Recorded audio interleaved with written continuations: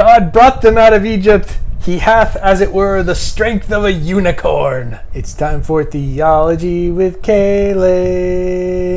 That's me. Welcome back. Yeah. Hopefully you've liked and followed and commented and shared. That amazing YouTube and stuff. Subscribed. That encourages us to keep hit the doing bell, this. notification bell. And gone to Patreon. Patreon's great. Yeah. Go to Patreon. Even if you don't support us, at least follow us on Patreon so you can see what you're missing out on. There you go. And then or not see what you're not missing see out what on. you're missing out on. You know, can't if you view were it. a patron, then you'd be able to see extra stuff. We got a treat for you today. From the Bible. Treats from the Bible. That's us. Treats from the Bible. That's a good brand name. It is. They're like, TFTB. TFB. Just TFB. Treats from the. You don't do the right? yeah. You wouldn't do the right? If you were to abbreviate. You just do Probably. TFB. So, we were talking yesterday, actually with your Uncle Mike. Right. He was asking me a Bible question specifically about unicorns mentioned in the Bible, in the Hebrew Scriptures specifically. Yeah, we kind of joked, well, technically, you know, a rhinoceros is a type of a unicorn, but that's not what he meant. And it's not what, at least in the King James translation of the Bible, in Numbers, I think it's in a couple different places, but I know I pulled one up. It's Numbers 23, verse 22. It says, God brought them out of Egypt, and he hath, as it were, the strength of a unicorn. Strength of a unicorn. Because unicorns are really strong. That's what they're known for. Everybody knows that. Everybody's aware of unicorn strength. Yeah. So other translations will, instead of unicorn, they'll use, well, this Holman translation uses wild ox. I know there's another one that I was looking at uses wild bull. So it's a horned animal. Something consistently. horned. Could have just been a rhinoceros. I don't know. Probably not. So what's going on there is most likely, what's going on as far as the King James translating the Hebrew word there as unicorn is pretty widely considered by biblical scholars to be a mistranslation. The King James...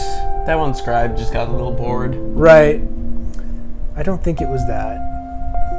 I mean, I'm sure it was a minority manuscript.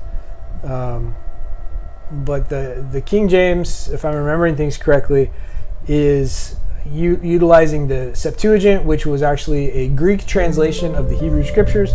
So they're going from Hebrew to Greek and now into English. That's different. Yeah, so the more steps you get, the more chance of something to go wrong there is. Yeah.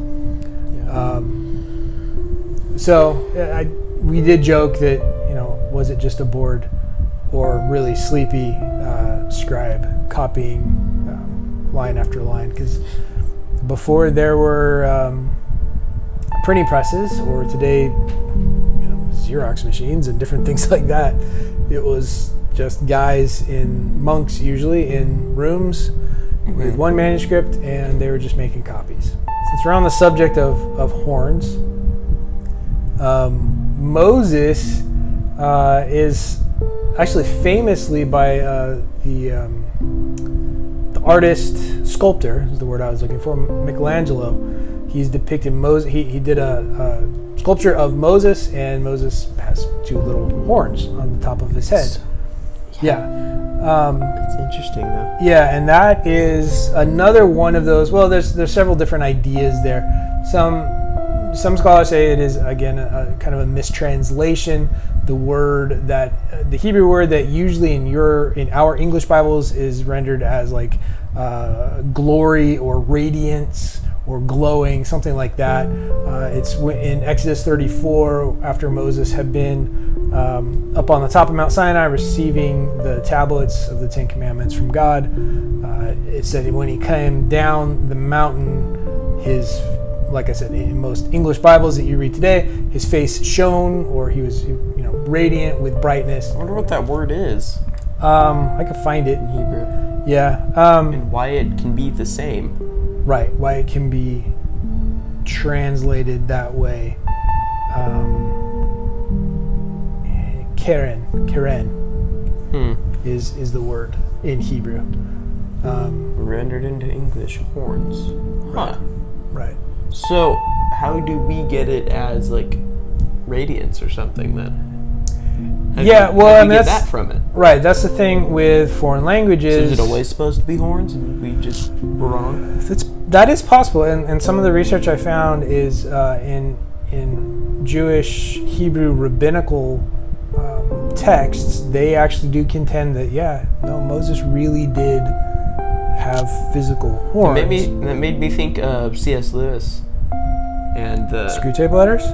no, just like the fawns or whatever Oh yeah, with the horns. Tumnus and the other. Maybe those originated from this one thing in the Bible, because those are like in Greek or Roman. What are they in? Well, They're in Greek both. first. They're in both. So Greek was first. Yeah, Mythology, the satyrs. yeah, those are what they're called. Then they're yeah. called fawns and Yeah, Roman. different. Yeah. So maybe it was always horns. And we were all Maybe. wrong. So are you saying then that Moses also had goat legs? If you somehow got through this, God bless you. yeah. May you rise up on the strength of a unicorn. I was gonna say, if you're a new viewer and you somehow got through this, would you like to subscribe? Yes, Carolyn, I would. Oh, thank you. I heard him say it. Wow. It's amazing. Can I be a Patreon too? Yeah, you can be. You can support us on Patreon all you want. Yeah. Like, subscribe, hit the bell, do other things, Smash comment. that bell. Don't just hit it. Yeah, smash the bell. Slap that bell. Break your computer because you were hitting that bell so hard. But don't send us the bill for fixing your computer. So, special thanks to Woboba. Boba. Yeah. Right Several months ago, before we moved from Idaho,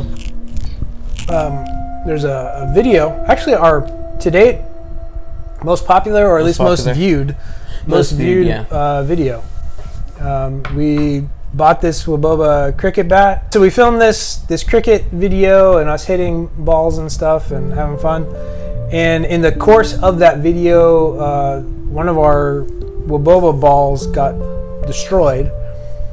And we mentioned in the video, oh, hey, Woboba, like, we really like your stuff. This one got busted, but I may be able to just throw up a clip of that. yeah, okay, yeah, throw that clip up.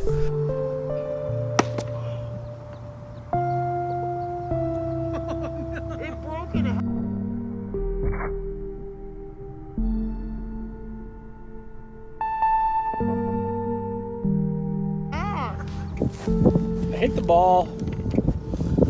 It was hot up and in, and I kind of fought it off and hit it into the ground, and then it exploded. So, Woboba, if you'd like.